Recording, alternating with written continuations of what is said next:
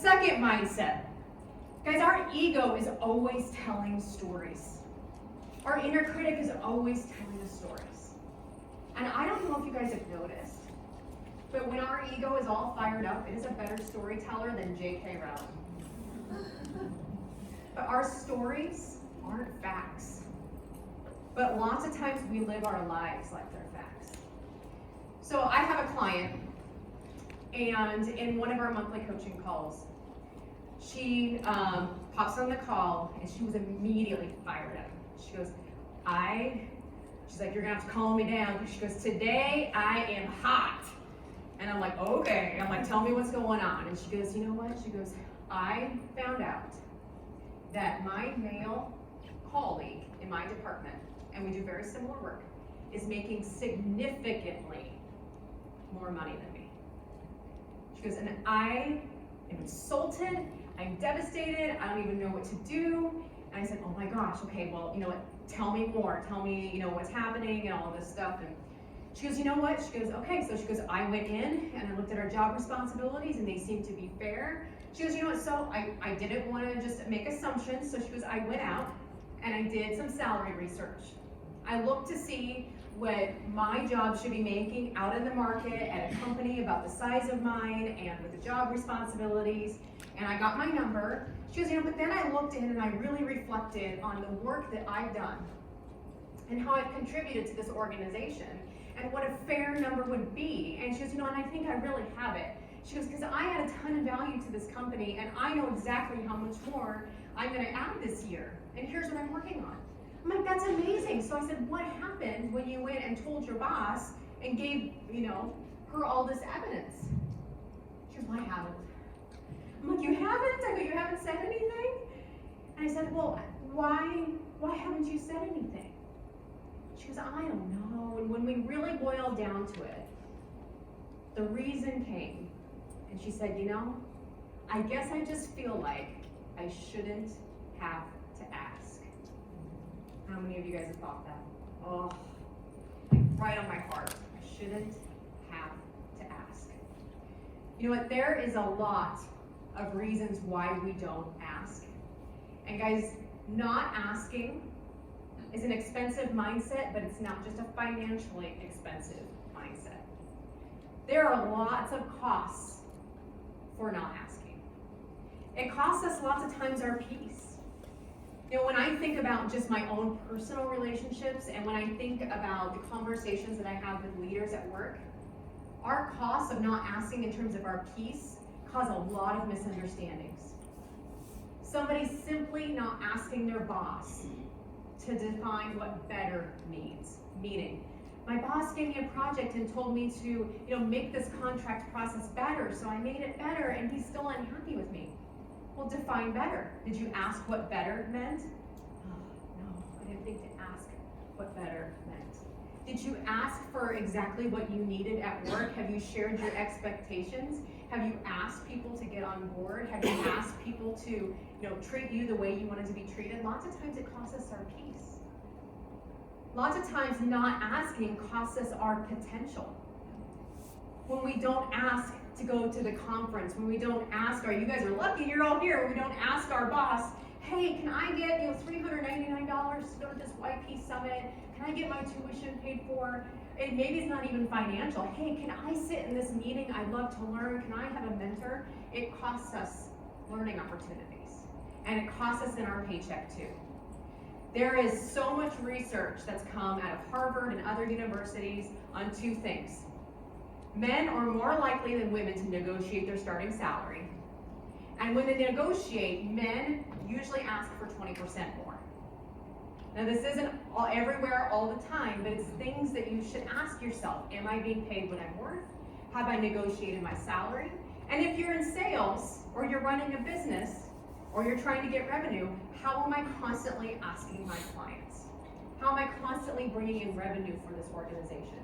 Do I have the courage to ask? Well, it should just be this simple, right? Like, what keeps me from asking? So I have a question for you guys. What big ask is on your mind? If you have a notepad, I want you to write this down. So get out your iPhone. If you're in my slides on your iPhone, you can make notes in the app or write them on a piece of paper. Guys, I want you to think about something. What big ask is on your mind? Why can't you ask for it? But I would get really curious on if that reason why you can't ask is your story or if it's fact. So let's just see how quickly our inner critic messes this up for us. So every day when I was a leader in corporate America, I had to ask for stuff. I had to ask for budget, I had to ask for opportunities, I had to ask for things for my team, I had to ask to be put on committees. All day I felt like I was asking for stuff.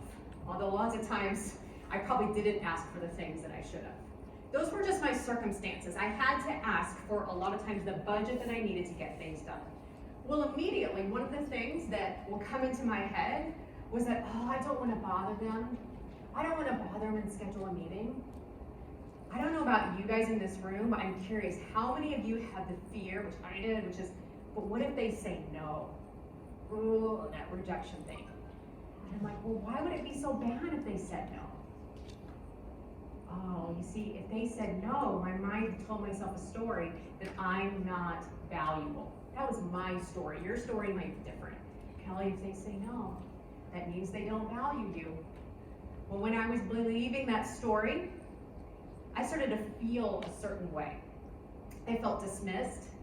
I felt small. Like I felt nervous. I felt hesitant. And when I was feeling that way, that led me to take certain behaviors. I would not schedule meetings to have courageous conversations for the things that I need. When I was feeling that way, I wouldn't show up. I wouldn't write that courageous email. I wouldn't make that courageous ask. I would say, oh, they're just gonna say no anyway, so I'll just never mind. And I wouldn't get the results that I wanted. Lots of times, guys, we try to change our circumstances. Well, if only I had a different boss, or if only I had unlimited budget, or if only I didn't have to go to that person, if only I hadn't have to deal with the CFO and all that sort of stuff. But lots of times we can't change our circumstances. But what we can take a look at is our thoughts. And are our thoughts true, or is it just our story?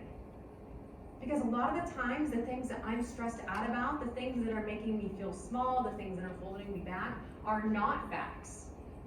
They're actually just my story. So how did it all turn out then with this client that was talking with the salary? One of the things that we got her to was, instead of thinking that she shouldn't have to ask, it was absolutely owning the belief that she is worth asking for, and you are worth asking for. Because if you don't believe you're worth asking for, nobody else is going to believe it for you. And not only that, but that belief, that thought, that story that I'm worth asking for, I'm valuable, here's my evidence, and here's all the reasons I should ask, it helped her infuse more confidence. It helped her feel more valuable in the conversation. It helped her show up as her most creative, brave, and confident self. And it helped her get the results that she wanted. So here's some things you guys can consider. And as you're thinking about coaching your teams, I would have you and your teams get curious about your thoughts. What would you do if you couldn't believe the reason you wrote down of why you couldn't ask? What would you do if you couldn't believe that reason? Lots of times, if we can't believe that reason, the whole world opens up. And all of these possibilities come out, and we can think about it. I asked this of someone yesterday. Get curious about how expensive your thoughts are. What is the ROI of my thought track right now? Like, are my thoughts leading to the results that I want? Or is this story, this line of thinking, is it actually keeping me playing small and keeping me showing up as my most creative and confident self? So here's your challenge.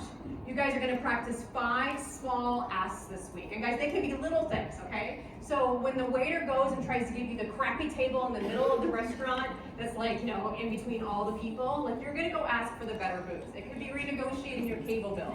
It could be asking for just little things. Because when we get the confidence to ask for the little things, it gives us more courage for when the stakes are high.